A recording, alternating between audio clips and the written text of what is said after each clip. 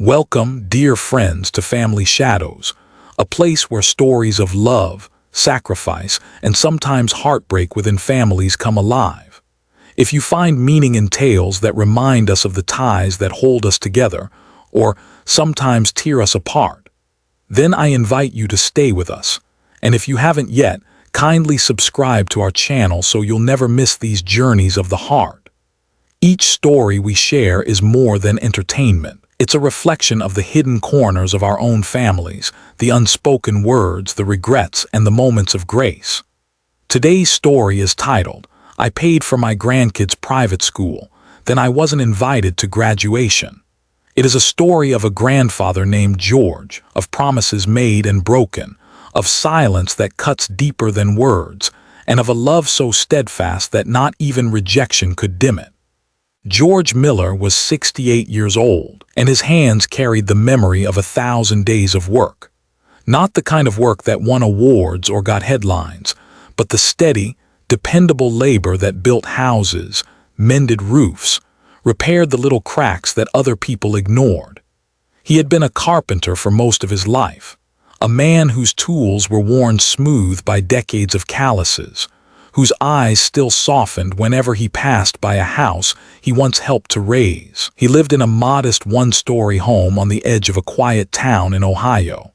The shingles on the roof were beginning to curl, and the porch steps creaked under his weight, but to George, it was more than enough. It was the place where he had lived with his late wife, Margaret, for nearly 40 years before she passed away. Every corner of the house carried her imprint. The lavender curtains she had insisted on in the kitchen, the shelf of recipe books with her handwriting in the margins, the rocking chair where she used to knit while he read the evening paper. When she died, a silence had settled over the house, thick and unyielding. George filled it with the voices of his grandchildren. Emily, with her bright eyes and restless curiosity, and Jacob, who was quieter but always thoughtful, asking questions that surprised even the adults. They were to George more than just children. They were the living continuation of Margaret's kindness, the heartbeat of a legacy he was determined to protect. George's own son, David, was a different kind of man. He had grown up in the shadow of George's hard work, but wanted nothing to do with hammer or nails. He had gone into finance, married a woman named Karen who valued appearances and status, and together they dreamed of a life far above the modest means George had known. George didn't begrudge them that. He was proud in his quiet way that his son had reached for more.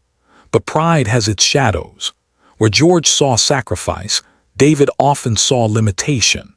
Where George saw love in long days of labor, David sometimes saw only the embarrassment of not having enough. It was in one of those long, hushed conversations at the dinner table that the subject of schooling came up. Emily was 13 then, ready to step into high school, and Karen had been insistent. "We can't send her to a public school. Not if we want her to have opportunities. Not if we want her to be where she belongs." George remembered the way David shifted uncomfortably in his chair, the way he avoided his father's eyes as though ashamed to admit that the tuition they were considering, tens of thousands of dollars a year, was beyond their reach. George didn't hesitate. "I'll do it," he said. His voice was steady like a beam of wood cut to bear weight. "I'll pay for it." At first they protested politely, almost theatrically. Karen's hand fluttered in the air. "Oh, we couldn't possibly ask you, Dad. That's far too much." But the gleam in her eyes betrayed her, and David, after a long silence, exhaled with relief. "If you're sure, Dad, it would mean a lot." George was sure. He had always been sure when it came to his family. The savings he and Margaret had put away for their twilight years, the money meant to keep him comfortable when his body no longer could, it found a new purpose. What good was comfort to an old man, he thought, if it couldn't ease the path of the young? So he wrote the checks. Year after year, he watched Emily and later Jacob walk through the iron gates of a school that looked more like a university, its stone walls covered with ivy, its students dressed in pressed uniforms. He stood outside those gates on mornings when Karen let him drive them, and though he was never entirely welcomed inside, The sight of his grandchildren smiling with their friends was enough. George never asked for recognition. He never asked for his name on a plaque or a seat at a board meeting. He simply asked for the chance to see them grow, to be part of their journey, to know that in some quiet corner of their hearts, they would remember the man who had sacrificed for them. But time has a way of testing even the strongest ties. The years went by. Emily flourished, debate team, theater, top grades. Jacob followed, steady and dependable. George beamed at every report card, every school newsletter that mentioned them. He clipped articles from the local paper, saved programs from their plays, and stacked them in a drawer beside Margaret's old knitting needles. What he did not see, not at first, was the distance forming between himself and David's household. Invitations became fewer. Visits grew shorter. Conversations with Karen felt like transactions, polite but clipped. He chalked it up to busy schedules, to the way modern families rushed from one activity to another. But sometimes, late at night when the house was quiet, he wondered if it was something else, something harder to name. And then came the spring of Emily's graduation. George had been counting down the weeks. He imagined himself in the audience, sitting a little straighter as his granddaughter walked across the stage. He rehearsed in his mind the way he would clap, how he would stand, how his eyes might blur with pride as he whispered to himself, "That's my Emily. That's Margaret's granddaughter." But the invitation never came. At first he thought it was an oversight. Perhaps the mail was late, perhaps a mistake had been made. He waited a few more days, checking the mailbox with a kind of boyish anticipation. Nothing. He called David once, twice, left messages that went unreturned. It was a week before the ceremony when the truth finally came. David stopped by the house unannounced, his face drawn tight as if he were preparing for an unpleasant errand. He didn't sit. He didn't linger. He just stood in the doorway the way a man might stand when he didn't plan to stay. "Dad," he began, his tone clipped, "I need you to understand something. Emily's graduation, it's a small ceremony, limited seating. They're really strict about it. We can't get you a ticket this time." George's heart stuttered as though it had tripped over itself. He searched his son's face for any trace of regret, but David's eyes were already elsewhere, fixed on the floor, on the wall, on anything but him. "I see," George said softly, just 2 words, but they carried the weight of every check he had written, every dollar he had handed over without a second thought. David shifted. "I knew you'd understand. Thanks, Dad." And then he was gone. The sound of the car pulling away, leaving George in the doorway, staring at the quiet street, the mailbox still empty. That night George sat in the rocking chair, Margaret's chair, holding one of Emily's old school programs. He traced her name with his finger, and for the first time in years he felt the silence of the house press in on him again. Not just silence, but exclusion. A door closed not by accident but by choice. He did not weep. Men like George rarely did. But something inside him shifted quietly, like the first crack in a beam that had held strong for decades. George didn't sleep much after that conversation with his son. He sat long into the night at the kitchen table, the hum of the old refrigerator the only sound in the house. In front of him lay a stack of tuition receipts, carefully filed over the years. Each one carried his signature, his handwriting steady even as the dates moved forward. He ran his finger across the faded ink, remembering the days he had gone down to the bank to make withdrawals, the polite nods of the tellers who had long since stopped being surprised that a retired carpenter kept writing such large checks. He wasn't bitter, not exactly. He didn't regret the money. What he regretted was the way it seemed invisible to everyone except himself, as though the sacrifices that had once been so obvious had now been folded into the fabric of expectation. As though no one remembered that without him, Emily and Jacob would never have set foot in those ivy-covered halls. But memory is a stubborn thing. For George, it reached back always, to the day he first drove Emily up the long, curved driveway of Rosewood Academy. The school sat on a hill, a red brick building with white columns, manicured lawns, and a wrought iron gate that swung open at his approach. George had been nervous that morning, almost giddy, as if he were the one enrolling. Emily had been 13, her hair tied in a loose ponytail, her eyes wide as she looked at the students milling about in their crisp uniforms. She had leaned over and whispered, "It looks like a castle, Grandpa." George had smiled, his chest swelling. "Then this castle is yours now." He never forgot that moment, the way her hand squeezed his, the way her excitement made every penny worth it. Over the years, he saw less of those moments, but they remained etched in him, reminders that what he was doing mattered. Still, George had always felt like an outsider there. The parents he saw at events were dressed in expensive suits and silk dresses. They spoke about vacations in Europe, second homes on the coast, investments he had never heard of. George would stand quietly at the edges, his calloused hands tucked into the pockets of his old blazer, and watch his grandchildren perform. He remembered one particular spring recital. Emily had been on stage, playing the violin with a concentration that made his throat tighten. When the applause broke out, George clapped the loudest, though he doubted anyone noticed. Later, he had tried to approach her, but Karen had intercepted him with a smile that was more perfunctory than warm. "Thank you for coming, Dad," she said, steering Emily toward a group of parents. "We'll catch up later." Later never came. George had gone home alone, the sound of the violin still ringing in his ears. Now, as graduation loomed, those small slights came back to him like echoes. He began to wonder if this was less about limited seating and more about limited acceptance. Perhaps, in the eyes of his son and daughter-in-law, he had always been a useful benefactor but never quite belonged in the picture they wanted to paint. And yet, the thought of not being there for Emily's milestone gnawed at him.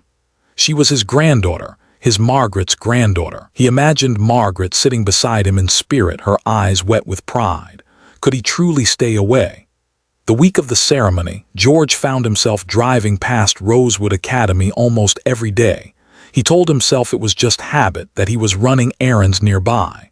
But in truth, he wanted to see the banners being hung, the stage being built, the chairs lined up on the lawn. He wanted to feel, even from a distance, that he was part of it. On Thursday, 2 days before graduation, he parked across the street and watched as students practiced in their caps and gowns.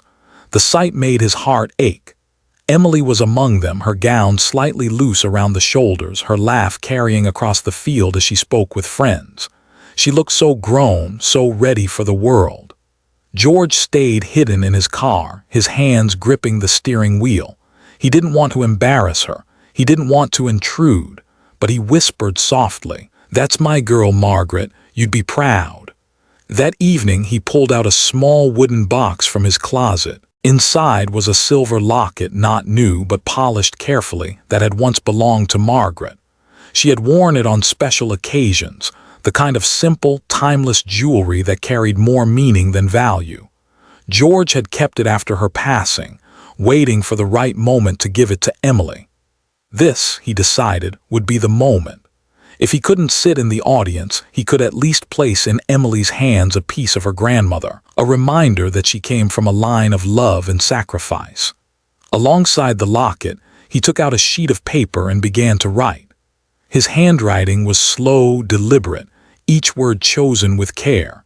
He told Emily how proud he was, how much he had seen her grow, how every achievement of hers felt like a victory for their whole family. He told her about Margaret, about the dreams they had once whispered for the family, about how Emily had become the living answer to those dreams. And at the end, he wrote, "I may not be sitting in the front row, but I am with you all the same. My love doesn't need a seat at graduation. It only needs a place in your heart." When he finished, the paper trembled in his hands. He folded it gently, slid it into an envelope, and placed it alongside the locket in a small gift bag. Then he sat back, staring at the package, wondering how best to get it to her. Friday morning, George drove to the school once more. This time, he didn't stay in the car. He walked up the hill, his steps slow but steady, and found himself outside the main office. Through the glass doors, he could see teachers bustling about, preparing for the big day. For a moment, he almost turned back, but then a familiar face spotted him. "Mr. Miller." It was Mrs. Thompson, an English teacher Emily often spoke fondly of. She hurried to the door, her eyes lighting up with recognition. "What brings you here?" George cleared his throat, suddenly self-conscious. I won't be able to attend the ceremony, but I wanted to give Emily something for tomorrow." He held out the bag, his hand shaking slightly. "Mrs." Thompson looked at it, then at George, her expression softening. She had seen men like him before, the quiet pillars behind shining students, the sacrifices no one applauded. "I'll make sure she gets it," she said gently. George nodded, relief washing over him. "Thank you.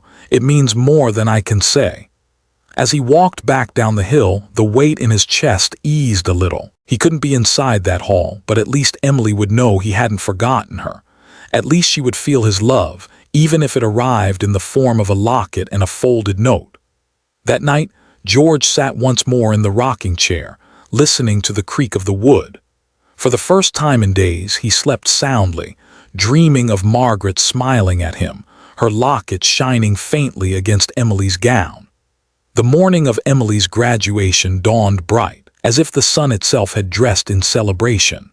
The air was warm but not stifling, the kind of June morning that promised a day of laughter and photographs and speeches about futures yet unwritten. Across town, families ironed dresses and tied ties, mothers fussed over corsages, fathers practiced with their cameras. In his modest kitchen, George Miller laid out his clothes with a kind of reverence.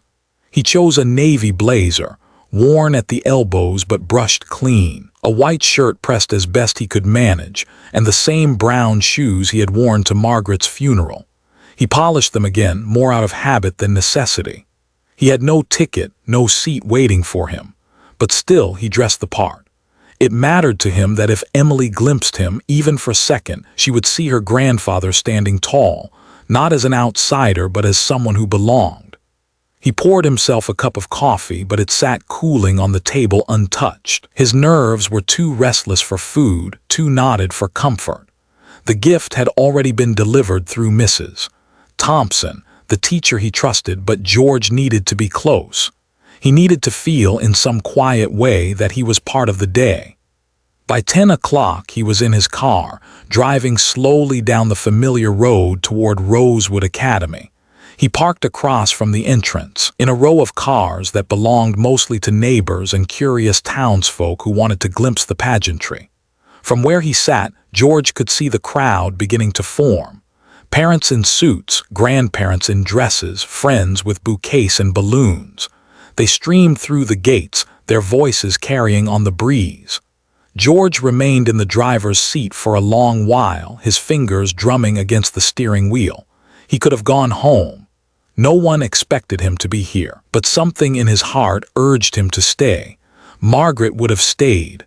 Margaret would have wanted him to witness the moment, even from afar. Finally, he stepped out of the car, straightened his blazer, and walked slowly toward the edge of the lawn. He didn't cross the gate. The attendants at the entrance were checking names against lists, and he knew his would not be there. Instead, he found a spot beneath an oak tree just outside the fence, close enough that he could see the stage, far enough that he would not draw attention. The ceremony began with the swell of music from the school band. The graduates processed in, caps and gowns swaying, tassels catching the sunlight. George's eyes scanned the line until he found her. Emily, his Emily.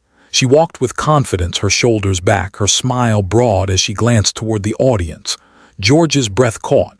She looked so much like her grandmother in that moment, the same tilt of the chin, the same spark in the eyes.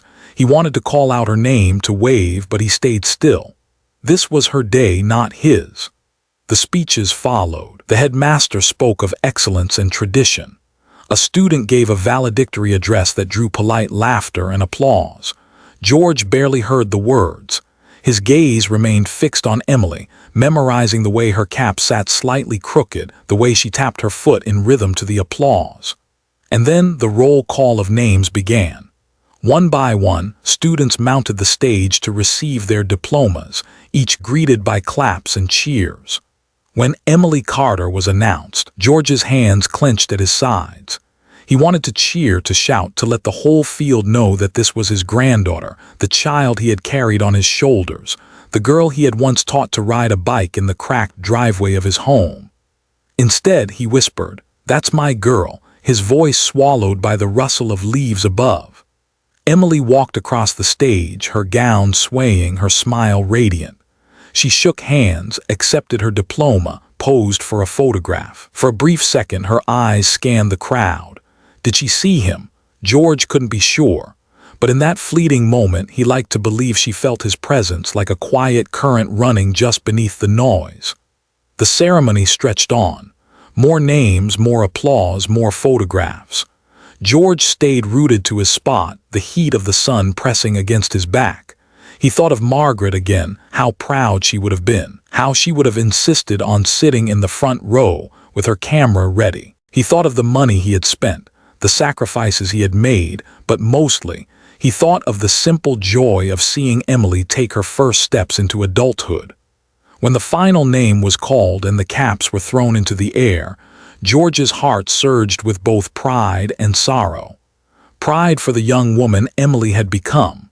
Sorrow for the empty seat that should have been his. Families surged forward onto the lawn, embracing graduates, posing for photos, handing out flowers.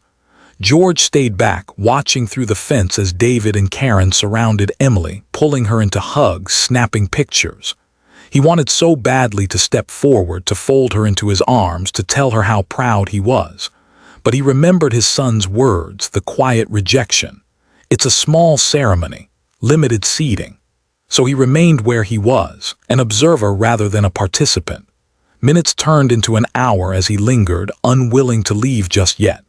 Then at last, Emily slipped away from the crowd. He saw her glance around as though searching for something or someone. In her hand, she carried a small gift bag. George recognized it instantly. The locket, the letter. She pulled out the envelope first, her fingers trembling as she unfolded the page. Even from a distance, George could see her shoulders stiffen, then soften. She pressed the paper to her chest, her face turned upward as though holding back tears. She opened the locket next, her fingers tracing its silver edge. For a moment she held it against her heart, then slipped it around her neck, fastening it with care. George's throat tightened. It was as if Margaret herself had just stepped onto that lawn, standing beside their granddaughter, shining quietly in the June sun. And in that instant George knew he had been there all along, not in a seat marked with his name, not in the photographs or the programs, but in Emily's heart. Still, he stayed in the shadows, watching until she was swept back into the crowd, until the music faded and the lawn emptied, until the only thing left was the echo of laughter carried by the wind. Only then did George turn and walk back to his car, his steps slow, deliberate, but steady. The day had not unfolded as he had once dreamed, but it had given him something else, a reminder that love is not always about being seen. Sometimes it is enough simply to be there, quietly, faithfully, even from a distance. When George left Rosewood Academy that afternoon, the sun was still high, though his own shadow seemed to lengthen with every step. The gift was gone from his hands, the envelope delivered, the locket resting against his granddaughter's heart. And yet, he felt both lighter and heavier. Lighter because he had kept his promise to Margaret, heavier because he had done it from the outside looking in. The drive home was quiet. His old sedan rattled on the familiar road, the radio off. The windows rolled down just enough to let in the summer air. He passed by families gathered outside restaurants, graduates laughing in clusters on sidewalks, parents carrying bouquets wrapped in cellophane. He imagined himself among them, imagined walking with Emily, telling her how proud he was. But those were only pictures in his head. When he reached his house, the porch creaked beneath him as if sighing at his return. Inside, the silence waited. George hung his blazer carefully on the hook by the door, loosened his tie, and sank into the rocking chair. He closed his eyes and tried to hold on to the image of Emily fastening the locket around her neck. That, he told himself, was enough. That had to be enough. But somewhere else in town, the story he thought would end quietly was only beginning. The next morning, Rosewood's campus buzzed not just with the usual post-graduation cleanup, but with whispers among faculty. Mrs. Thompson, the English teacher who had accepted George's gift on his behalf, had not been able to let go of the moment. She had seen many grandparents over the years, many proud parents, many families taking credit for the successes of their children. But she had rarely seen such humility, a man excluded, yet still giving, still loving without bitterness. The letter George had written had stayed with her. She had read it once, then again, tears catching in the corners of her eyes. It wasn't grand or polished. It wasn't the kind of thing one quoted in a speech. But it carried a weight she knew the world often overlooked, the weight of a love that expected nothing in return. On Saturday, sitting at her kitchen table with a cup of coffee growing cold, Mrs. Thompson made a decision. She pulled out her phone, snapped a photograph of the letter carefully, with George's name cropped out, and uploaded it to her social media page. She wrote, "Yesterday at graduation, I was asked to deliver this note to one of my students from her grandfather, who wasn't invited to attend. I've taught for 20 years, but this might be the most powerful thing I've ever held in my hands. Love doesn't always sit in the front row. Sometimes it waits quietly at the edges and still shines just as brightly." She hit post. She didn't expect much. Perhaps a few colleagues would read it, nod, and move on. But within hours, the post had begun to spread. By that evening, hundreds had shared it. By Sunday, it had climbed into the thousands. Strangers commented beneath it, "I'm crying. This is the kind of love the world needs more of. Reminds me of my own grandfather. He gave up everything for us and never once asked for recognition. Whoever wrote this is a true hero. I hope the granddaughter knows how lucky she is." The words rippled outward, moving through timelines and inboxes, carried into conversations at dinner tables and offices. Newspapers picked it up. A local journalist called it the letter that broke the internet's heart. National outlets followed. Soon, George's letter was being read aloud on morning shows, quoted in blogs, discussed on radio stations. George knew nothing of this at first. He spent his Sunday, as he often did, mowing the lawn, fixing the loose hinge on the back gate, sitting on the porch with a glass of iced tea. He noticed his phone buzzing more often than usual, but he wasn't one to chase notifications. His world was small, and he had made his peace with that. It was Emily who first brought it to his attention. That evening she called him. It had been weeks since she'd called without her father prompting her. Her voice trembled with something George couldn't immediately name. "Grandpa," she said, "your letter, people are talking about it. Everyone is talking about it." George frowned, adjusting his glasses. "What do you mean, sweetheart?" "It's online. My teacher posted it. Without your name, don't worry, but it's everywhere. People are saying it's beautiful. They're saying it's what love should look like." George sat back in his chair, stunned. He had never written for the world. He had written for her and only her. The thought of strangers reading his words unsettled him, but the thought of those strangers finding meaning in them warmed him too. "I only wanted you to know," he murmured. "That was all." "I do know," Emily said softly, "but now everyone knows." Her words lingered after she hung up, echoing in the quiet house. Everyone knows. The days that followed were unlike anything George had ever experienced. He received letters in the mail from people he had never met, thanking him for reminding them of their own grandparents.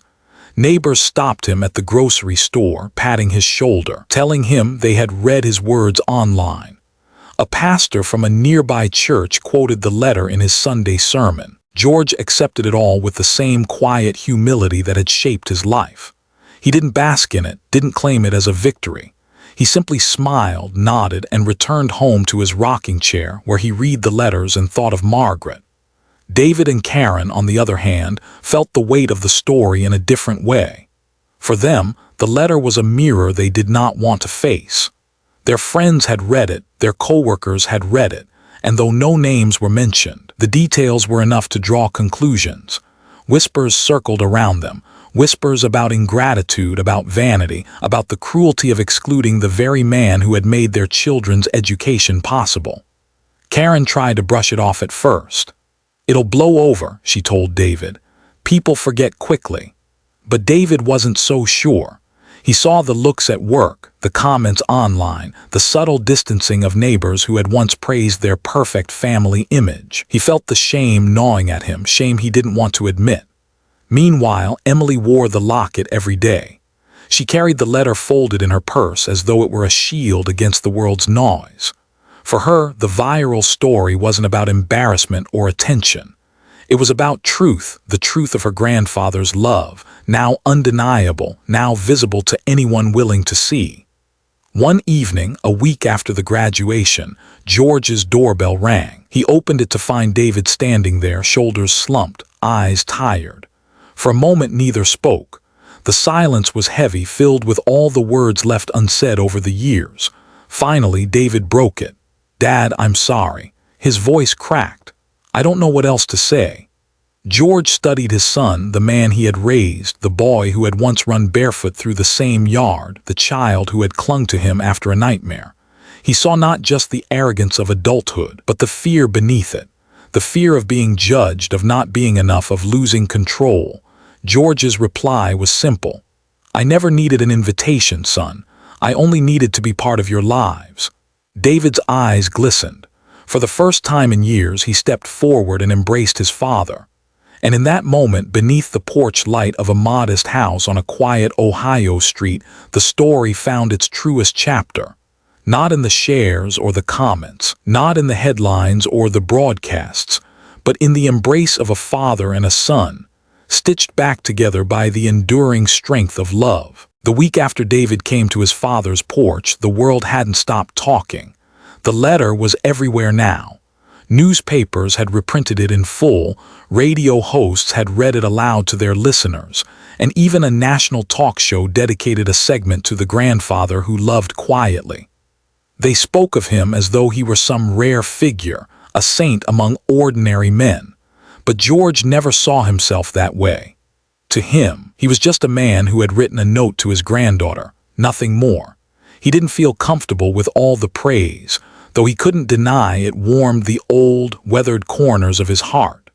What touched him most wasn't the attention, it was the small gestures that found their way to his mailbox. A card from a single mother in Detroit, thanking him for reminding her that sacrifices matter. A letter from a college student in Texas, saying he had called his grandfather after reading the post. A photograph from a family in Florida, 3 generations standing together, the caption written in shaky pen, "Because of you, we celebrated together today." George read them all, sitting in his rocking chair, the soft creak of wood matching the rhythm of his breaths. Sometimes he smiled. Sometimes he wiped his eyes with the back of his hand. Every letter, every word, was proof that what he had felt in silence had now echoed in thousands of hearts. But if the world had been softened by his words, inside his family the wound was still raw. Emily felt it most acutely. She was 17, caught between worlds, old enough to understand the weight of what had happened, young enough still to be swept by the tides of loyalty and rebellion. At school, her friends whispered about her grandfather. Teachers hugged her in hallways. Strangers online sent her messages telling her she was blessed. And she knew they were right. She was blessed. But the blessing didn't come from strangers' comments. It came from the quiet man who had stood outside the fence at her graduation, who had loved her without demanding to be seen. One afternoon, scrolling through her phone, Emily came across a thread online. Someone had taken Mrs. Thompson's post and added their own commentary. If this girl's parents kept her grandfather from attending, shame on them. How ungrateful can you be? Hundreds of people agreed in the comments. Emily's hands trembled. She didn't want her family dragged through public mud. She didn't want her parents hated, but she also couldn't stay silent. For years, she had seen her grandfather's quiet sacrifices. She had watched him drive her to rehearsals, fix the loose strap on her violin, slip her a $20 bill when she wanted to go out with friends. She had never forgotten. That night, she sat at her desk and began to type. "I am the granddaughter who received the letter. I want the world to know that my grandfather, George Miller, is the most selfless man I've ever known. He paid for my education when no one else could. He supported me in every way, and he never once asked for anything in return.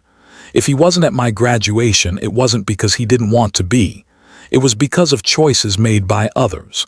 I love him with all my heart, and I will never forget what he has done for me." She hesitated before hitting post, her breath caught in her chest. Then she clicked. By morning, her words had spread almost as fast as the letter itself. People rallied around her, praising her courage, praising her loyalty. Some criticized her parents more harshly now, but others softened, reminding one another that families are complicated, that mistakes can be healed. For George, reading Emily's post was like hearing Margaret's voice again, firm, gentle, unafraid to speak truth. He didn't call her immediately. He simply sat with the words, letting them sink deep into the cracks of his heart that had long felt unseen. Meanwhile, David and Karen struggled. The weight of public opinion pressed on them. At the grocery store, neighbors looked away. At work, colleagues asked pointed questions. Karen's friends, once eager to meet for coffee, now sent excuses. Why did she post that? Karen snapped one evening, pacing the kitchen. Doesn't she understand what this is doing to us? David rubbed his temples. He was tired, more tired than he had ever been. She understands exactly, he said quietly, and maybe she's right. Karen turned to him, eyes flashing. So you're just going to let everyone think we're villains? David sighed. Maybe we were. The admission hung in the air like smoke. Neither of them spoke for a long time after that. George, for his part, didn't gloat. He didn't relish the vindication. Instead, he invited Emily over the following weekend. She came alone, slipping through the front door like she had when she was little, when she'd rush in shouting, "Grandpa, I'm here." Now she was taller, her voice steadier, but when she saw him sitting in the rocking chair, she dropped her bag and ran to him. She wrapped her arms around his shoulders and held on tight. "I'm sorry," she whispered. "I should have done more. I should have stood up sooner." George shook his head, patting her hand. "No, sweetheart, you've done enough, more than enough. I don't need the world to know, I just need you to know." Tears filled her eyes, but she smiled. "I do. And now they all do too." They spent the afternoon together, cooking a simple meal, flipping through old photo albums, laughing at pictures of Margaret in her younger days. For a while, the world outside, the headlines, the whispers, the shame seemed far away. It was just a grandfather and his granddaughter, bound by something stronger than any story the internet could spin. But stories have ripples, and George's was still spreading. Churches quoted it in sermons. Schools used it as an example of gratitude and humility. Even a senator referenced it in a speech about family values. One evening, as George walked to his mailbox, he found a letter from a prison chaplain in Illinois. It read, "I read your words to a room full of men who haven't spoken to their fathers in years. There wasn't a dry eye when I finished. Some of them picked up the phone that night.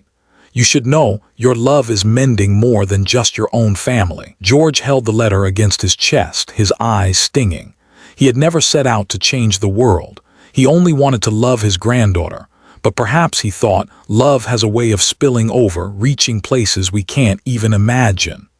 By the end of that summer, the Miller family was different. Still fractured in places, still awkward at dinners, but no longer pretending. The truth had cracked open their carefully painted facade. And in that crack, something honest had begun to grow. Emily wore the locket every day. George kept every new letter in a box by his chair. David visited more often, sometimes in silence, sometimes in halting conversation.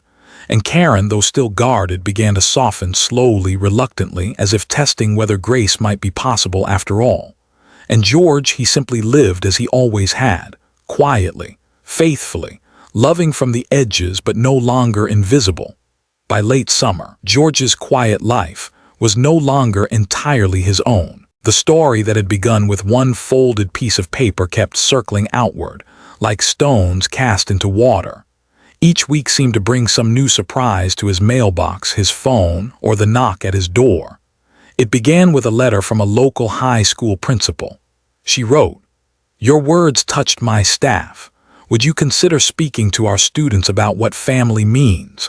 We believe they need to hear it from someone like you, someone who has lived it, not just taught it. George read the letter twice, then set it aside. He wasn't a speaker. He wasn't used to crowds. He was a carpenter, a father, a grandfather.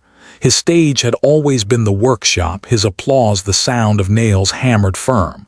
The idea of standing in front of students made his palms sweat. But Emily urged him.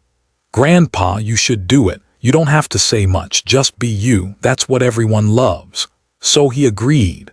On the appointed day, he dressed in his navy blazer again, the same one he had worn to Emily's graduation. He drove slowly to the school, his heart pounding like a drum. The principal met him at the door, thanking him profusely, guiding him into an auditorium filled with teenagers shifting in their seats. When George stepped onto the stage, the microphone waiting, he froze. All those eyes, all that expectation. For a moment, he wanted to turn back, to apologize, to admit he wasn't the man they thought he was. But then he remembered Margaret's voice, calm and steady. "Just speak from your heart, George. That's all you've ever needed to do." So he did. "I'm not here because I did something special," he began, his voice rough but clear. "I'm here because I loved my granddaughter, that's all. I gave what I could so she could have more. And when the day came that I wasn't invited to see her walk across a stage, I still loved her. Because love, real love, doesn't keep score." The room was silent, not restless, not distracted, but listening, hanging on every word. He spoke for 15 minutes about Margaret, about sacrifice, about how sometimes the ones who give the most are the ones nobody notices. He told them that one day, each of them would be faced with a choice. To love only when it was easy, or to love even when it hurt. When he finished, the applause was thunderous. Students stood, clapping, some with tears in their eyes. The principal embraced him afterward, whispering, "You've given them something no textbook ever could." George drove home in silence, humbled. He didn't think he had said anything extraordinary, but maybe that was the point. Sometimes the simplest truths carried the farthest. After that, more invitations came. Churches asked him to share a few words during Sunday services. Community groups wanted him to tell his story. Even a national conference on education reached out, offering to cover his expenses if he would attend. Each time, George hesitated. He wasn't seeking a spotlight. He didn't want to be a symbol. But each time, Emily encouraged him, reminding him that his words weren't just about him. They were about every grandparent, every parent, every person who had ever given quietly and been forgotten. So he went, one step at a time. He never spoke long, never more than 20 minutes, but always from the heart. And each time the response was the same: tears, applause, letters afterwards saying, "You reminded me of my father," or "I called my grandmother tonight because of you." At home, the changes were quieter but no less profound. David began visiting more often, sometimes bringing Karen, sometimes not. Their conversations were still awkward at first, but gradually they softened. One evening, David lingered after Emily had gone to bed. "I don't know how you do it, Dad," he admitted, staring at the floor. "I don't know how you keep giving even after everything." George sipped his tea. "It's not complicated, son. Love doesn't stop because someone hurt you. If it did, none of us would ever make it very far." David swallowed hard, nodding. He didn't argue, he couldn't. Karen, for her part, was slower to change. Her pride was a fortress built high and thick. But even she couldn't ignore the way people spoke of George now, the way Emily defended him publicly, the way neighbors looked at him with admiration instead of pity. She began, little by little, to soften. One Sunday afternoon, she even thanked him quietly for what he had done for the children, the first time those words had ever passed her lips. It wasn't an apology, not yet, but it was a start. For George, though, the greatest joy wasn't the attention, or even the gradual thaw in his family. It was the bond with Emily, which had grown deeper than he ever expected. She visited him nearly every week now, sometimes staying overnight. They cooked together, watched old movies, played card games at the kitchen table. She asked him about Margaret, about what their marriage had been like, about the dreams they had shared. And George told her everything. He told her how he had first met Margaret at a church picnic, how nervous he had been to ask her to dance, how she had laughed at his 2 left feet. He told her about the early years when money was tight but love was abundant, about the nights they sat up dreaming about their children's futures. Emily listened, wide-eyed, soaking it all in. "I want a love like that," she said once. George smiled, his eyes misty. "Then you will, sweetheart, because you carry her in you, and you carry me too." Still, even in the midst of all the praise and reconciliation, George remained humble. He still fixed the loose boards on his porch, still mowed his lawn every Saturday, still attended church in the same pew he always had. To him, nothing had really changed. He was still just George Miller, a carpenter turned grandfather, a man who had loved his family the only way he knew how, quietly, steadfastly, without condition. But to the world he had become something else, a reminder, a living lesson, proof that love, even uninvited, even pushed to the margins, could still shine. One evening, after another long day of letters and calls, George sat in his rocking chair, the box of notes from strangers at his feet. Emily sat beside him on the couch, scrolling through her phone. "Grandpa," she said suddenly, "do you know you're trending again?" George chuckled. "I don't even know what that means." "It means people are still talking about you, about us, about the letter." She looked up, her eyes soft. "Does it feel strange, all these people knowing our story?" George thought for a moment. The creak of the rocker filled the silence. "It feels bigger than me," he admitted. "But maybe that's what love does. It starts small, then it grows until it reaches places you never imagined." Emily leaned her head against his shoulder. "I'm glad it reached me first." George closed his eyes, the warmth of her presence beside him, the memory of Margaret's smile lingering in his mind. For the first time in a long time, he felt complete. Karen Carter had always cared about appearances. From the first day she married David, she made it her mission to climb into a world higher than the one she had grown up in. She learned how to dress the part, how to host the right parties, how to talk about vacations and investments even when she was secretly counting pennies at home. Pride had become her armor and control her shield.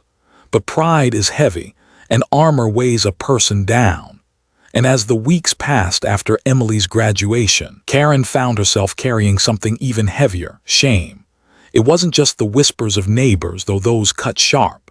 It wasn't only the subtle looks from her friends when they spoke of that letter everyone had read.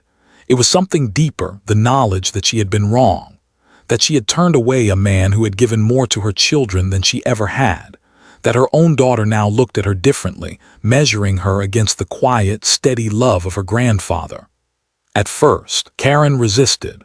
She insisted to David that the internet was overreacting, that people didn't understand their family dynamics. She told herself that she had protected Emily from embarrassment, that George, with his calloused hands and old blazer, didn't fit into the polished picture she wanted. But the excuses grew thinner each time she spoke them. And in the silence of the night, when David was asleep beside her, Karen would lie awake, staring at the ceiling, hearing George's words echo from that letter. "My love doesn't need a seat at graduation. It only needs a place in your heart." It haunted her, not because it condemned her, but because it revealed her. She realized she had built her life around seats and invitations, around being seen in the right places. And here was a man who asked for none of that, who gave without being asked, and who still found himself excluded. One evening, nearly a month after the graduation, Karen walked into Emily's room. Her daughter was sitting at her desk, the silver locket gleaming against her collarbone. She was writing in a notebook, her pen scratching across the page. "Emily," Karen began softly. Emily looked up, wary. There had been a distance between them since the letter went viral, a distance Karen had never wanted but had created with her own choices. "Yes, Mom." Karen hesitated. She had rehearsed a dozen speeches, but all of them sounded hollow in her mind now. Finally, she simply said, Do you think I've been unfair to your grandfather?" Emily's eyes widened. The question was so uncharacteristic, so unguarded, that for a moment she didn't know how to respond. "Yes," she said finally, her voice steady, "I do." The words landed like a stone in Karen's chest, heavy but true. She swallowed hard. "And you," she asked, her voice smaller now, "do you hate me for it?" Emily shook her head, tears glistening in her eyes. No, but it hurt. It hurt to see him standing outside the fence, Mom. It hurt to know he wasn't there because of us. Because of you. Karen closed her eyes, her heart twisting. She hadn't realized until now how much her daughter had seen, how deeply she had understood. That night, Karen sat alone in the living room long after everyone else had gone to bed. She stared at the framed photographs on the wall, pictures of family vacations, birthdays, Christmas mornings. George was missing from most of them. It was as though he had been edited out of their story, erased from the record. And yet, without him, none of those photographs would exist. Without his sacrifices, there would be no vacations, no schools, no polished memories to hang on the wall. For the first time in years, Karen wept. The next weekend, Karen told David she wanted to visit his father. David looked at her with surprise, then relief. He had been waiting, hoping, but he hadn't pushed. He knew Karen well enough to understand that she had to come to this decision on her own. When they arrived at George's house, the porch light was already on, casting a soft glow across the yard. George was sitting in his rocking chair, as always, his posture relaxed but alert. He stood when he saw them, a small smile tugging at his lips. "Evening," he greeted. His voice carried no bitterness, no sarcasm, only warmth. Karen felt her throat tighten. She had imagined this moment 100 times, and now that it was here, the words seemed lodged in her chest. George ushered them inside, pouring tea, setting out a plate of cookies Emily had baked the night before. They sat at the kitchen table, the same one where Margaret had once served Sunday dinners, the air thick with unspoken words. Finally, Karen drew a breath. "George, I need to say something." He nodded, waiting. "I was wrong," she said, her voice trembling. "I was wrong to keep you away from Emily's graduation. I was wrong to think appearances mattered more than love. I've been so proud, so focused on the way things looked, that I forgot what really mattered. And I hurt you. I hurt Emily, and I can't undo that, but I am sorry." The room was quiet except for the hum of the refrigerator. David looked down, his hand resting on Karen's as though steadying her. George leaned back in his chair, studying her. He could see the strain in her face, the vulnerability she rarely showed. He thought of Margaret, of how she had always urged him to see the best in people, even when they stumbled. "You don't owe me an apology, Karen," George said gently. "But I'll accept it because I know how much it cost you to say it, and I forgive you." Karen's tears spilled over. She had braced herself for anger, for coldness, for some proof that she had done irreparable damage. But instead, she found only grace. George reached across the table, covering her hand with his. His skin was rough, his grip steady. "We're family," he said simply, "and family finds its way back." For the first time in years, Karen felt a weight lift from her chest. In the weeks that followed, things began to change. Karen invited George to dinner, something she had not done in over a decade. At first, the meals were stiff, filled with cautious conversation. But gradually, laughter returned. George told stories about Margaret that made Emily giggle and David smile with nostalgia. Even Karen found herself laughing, shaking her head at tales she had never heard. At church, when George walked in with his family, people turned to look not with pity now, but with respect. And for once, Karen didn't flinch. She didn't care about appearances. She only cared that George was walking beside them. One evening, as George and Karen washed dishes side by side after dinner, Karen turned to him. "You know," she said quietly, "you've changed me. I don't know how, but you have." George chuckled softly. "I didn't do anything special. Sometimes all it takes is a letter." Karen smiled, shaking her head. "No, sometimes it takes a man who refuses to stop loving even when he has every reason to." George said nothing. He only dried the plate in his hand, the corners of his mouth lifting in the faintest of smiles. The walls Karen had built over the years were not gone entirely. Pride doesn't vanish overnight. But cracks had formed, and through those cracks, light was breaking in. And for the first time in a long time, George felt that his family was whole again. Not perfect, not polished, but real. And that, he thought, was enough. By the time autumn leaves began to fall across the quiet Ohio town, George Miller's story had reached farther than anyone in his family could have imagined. What had begun as a private note slipped into a gift bag had now become a tale told across the country. Morning shows quoted his letter. Radio hosts replayed Emily's post defending him. Pastors wove his words into sermons, and counselors used the story in sessions with broken families. The message was simple but powerful. Love does not need recognition to be real. For George, the sudden attention was bewildering. He was a man who had spent his life in the background, building houses for others, raising a family without expecting applause. Fame, in any form, had never interested him. Yet now, the world wanted him to speak. One Thursday morning, his phone rang with an unfamiliar number. He almost didn't answer. But when he did, a polished voice introduced herself as a producer from a national television network. "Mr. Miller, we've been deeply moved by your story. We'd like to invite you and your granddaughter to appear on our morning show in New York. Millions of viewers would love to hear directly from you." George nearly dropped the phone. "Ma'am, I think you've got the wrong fellow. I'm just a carpenter. I don't belong on television." But the producer was insistent. "You do belong, Mr. Miller, because what you've lived is what families everywhere need to hear." George hung up with a polite refusal. But over the next week, more calls came: newspapers, magazines, even a documentary filmmaker who wanted to interview him. They all said the same thing: your story matters. Your story could change people. George didn't know what to do. He had never wanted to be a symbol. He had only wanted to love his granddaughter. It was Emily who finally shifted his perspective. They were sitting on the porch one Saturday, sipping sweet tea as the late afternoon sun dipped low. Emily had her phone in her hand, scrolling through another flood of messages from strangers. "Grandpa," she said, turning to him, "you need to do this." "Do what?" he asked, raising an eyebrow. "Speak. Go on television. Tell your story. People are listening to you in a way they don't listen to anyone else. You could remind them that love still matters." George shook his head. "Sweetheart, I'm no preacher. I'm no politician. I don't have speeches tucked away in my pocket. I only have what's here." He tapped his chest. "And what's here isn't anything new. Folks should already know it." Emily leaned closer, her eyes glistening. "But they don't. Not really. They need you, Grandpa. They need someone who isn't chasing fame, who isn't selling anything. Someone who just loves." Her words pierced him.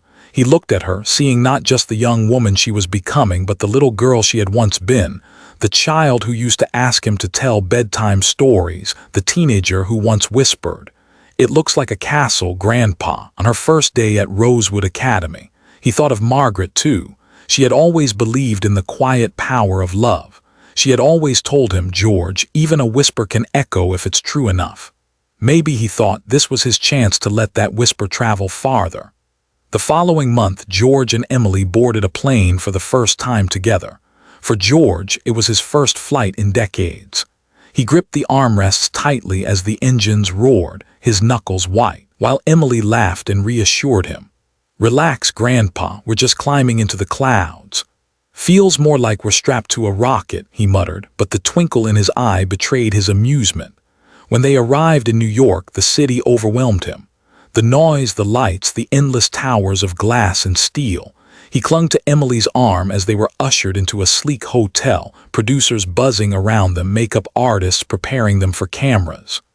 The morning of the show, George sat in a green room with a cup of coffee he was too nervous to drink. Emily sat beside him, holding his hand. "Just be yourself," she whispered. "That's all you ever need to be." When the cameras rolled, George found himself seated across from a smiling host who asked him to recount his story. At first, his voice trembled.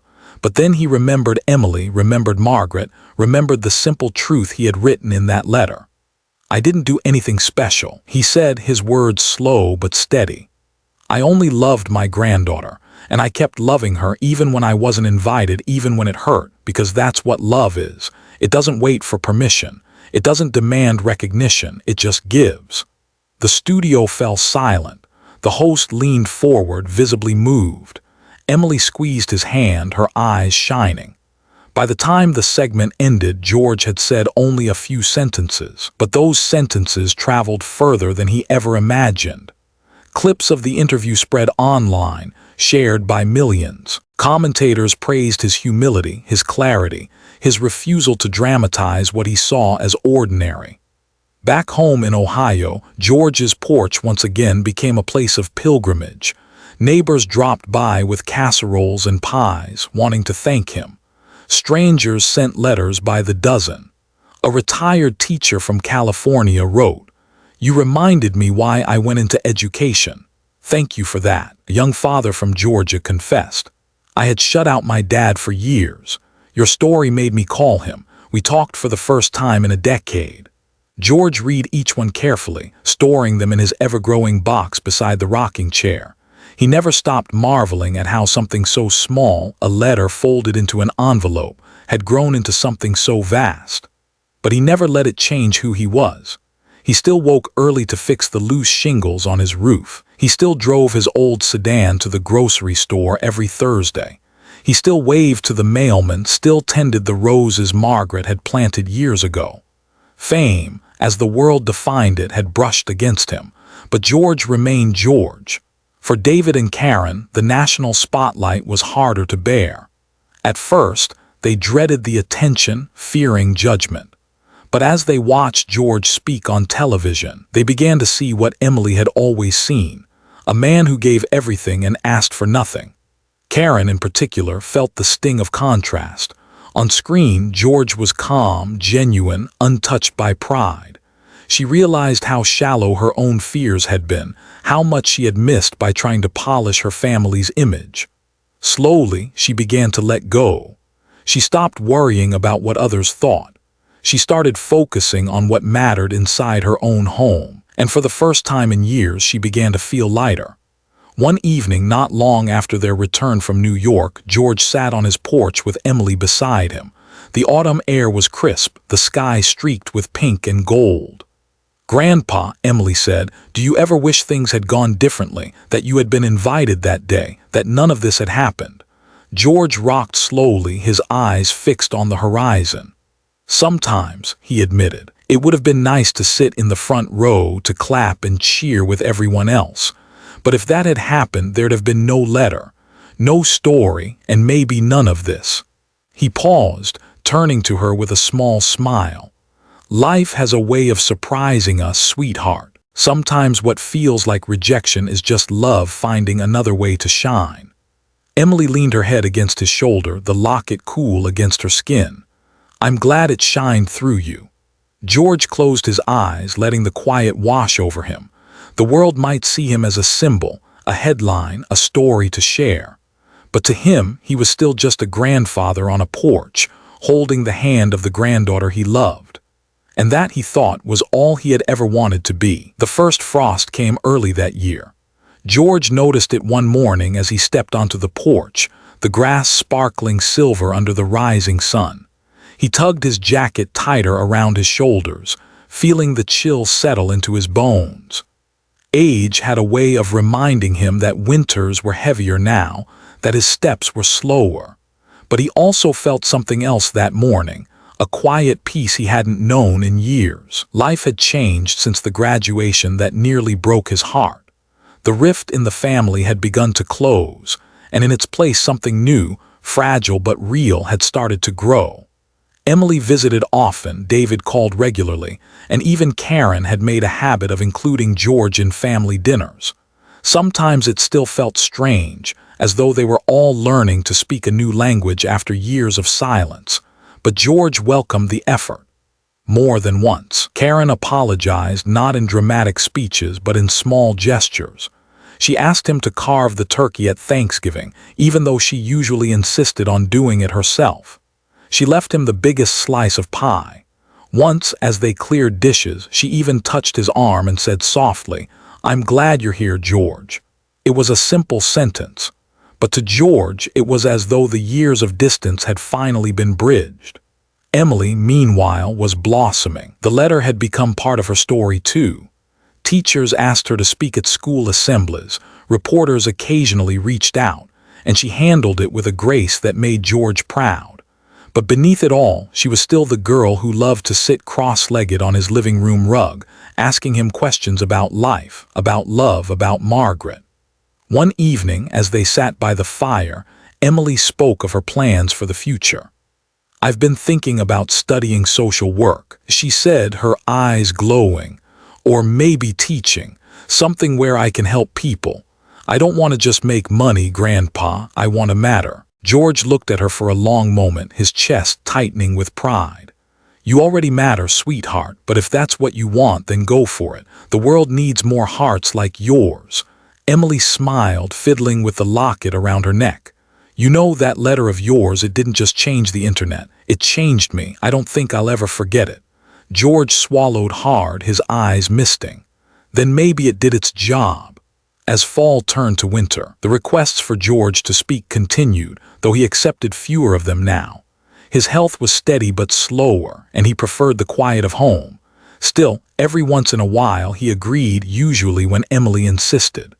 At one such event, a local college invited him to address a hall of young adults about family, sacrifice, and legacy.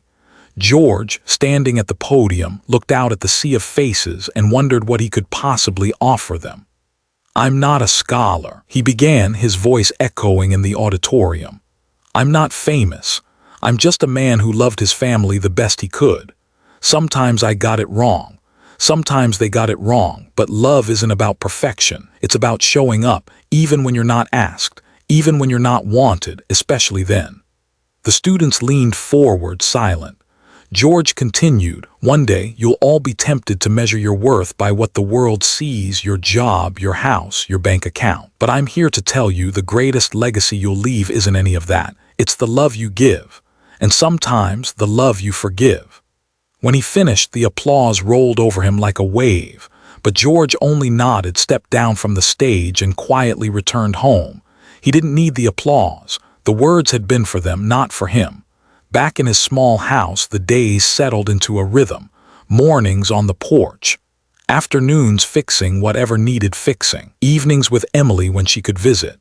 He found joy in the little things, the way the light slanted through the kitchen window, the sound of the wind rattling the trees, the laughter of children playing down the block. David came by more often now, sometimes with Karen, sometimes alone. They would sit in the living room, the silence between them less heavy than before. One night David surprised him with a confession. "Dad," he said quietly, "I used to think you were small, that you didn't dream big enough, that all you ever did was work and stay put. But now I see it. You built something bigger than I ever could. You built us."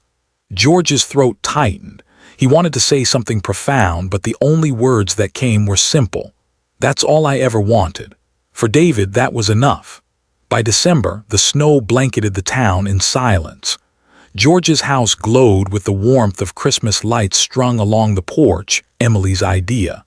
She and George had spent an afternoon untangling the strands, laughing as bulbs flickered on and off. On Christmas Eve, the whole family gathered at George's house for the first time in years. The living room was crowded, the kitchen alive with the smells of roasted ham and cinnamon pies. Emily played carols on the old piano, her voice carrying softly through the rooms. At one point, as the family sat together around the table, Karen lifted her glass. Her eyes met George's.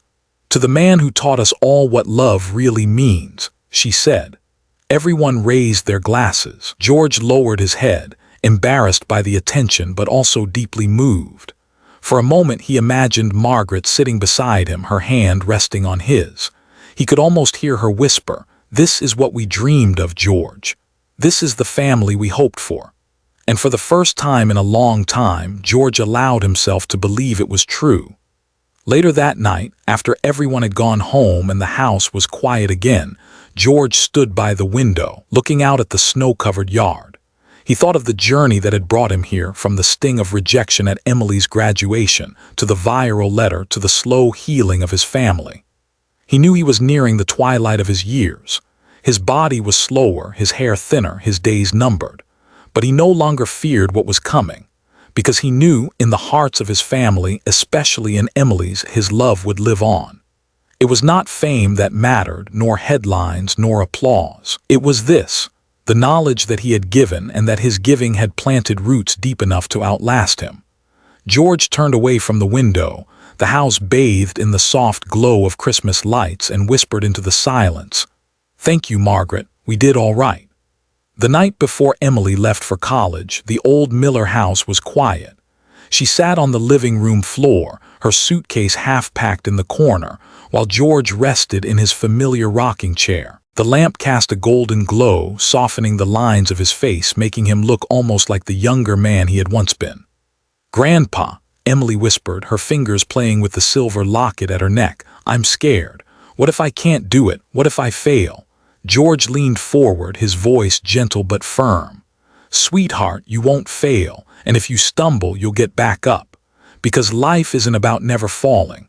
It's about loving enough to keep going no matter what, and you've already got that kind of love in you." She smiled through her tears, rising to wrap her arms around him. He held her close, breathing in the scent of her hair, feeling the weight of both past and future pressing against his heart. When morning came, George stood on the porch as Emily's car pulled away. She waved from the passenger seat, the locket gleaming in the sunlight. For a long time after the car disappeared, George remained there, one hand raised, his eyes misty but full of pride. The house grew quiet again. The creak of the rocker, the ticking of the old clock, the whisper of the wind through the porch screen, these were his companions. But George did not feel alone.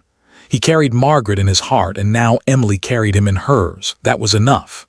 Years later, when George passed peacefully in his sleep, the world did not pause, but his family did. Emily, now a young woman with a life of her own, stood at his funeral and read his letter, the same one that had once gone viral, the one that had changed everything. Her voice trembled, but it was steady enough to carry the words into every heart in the room. When she finished, she closed the letter and pressed the locket against her chest. "My grandfather taught me that love doesn't wait to be invited. It just gives. And that's the legacy I will carry with me for as long as I live." There wasn't a dry eye in the room. George Miller left no fortune, no grand estate, no public title carved in stone. But he left something far greater, the memory of a man who loved quietly, faithfully, even when pushed aside. A man who turned rejection into a lesson for the world. A man who taught that real legacy is not measured in what you take, but in what you give. And in the end, that was his final gift.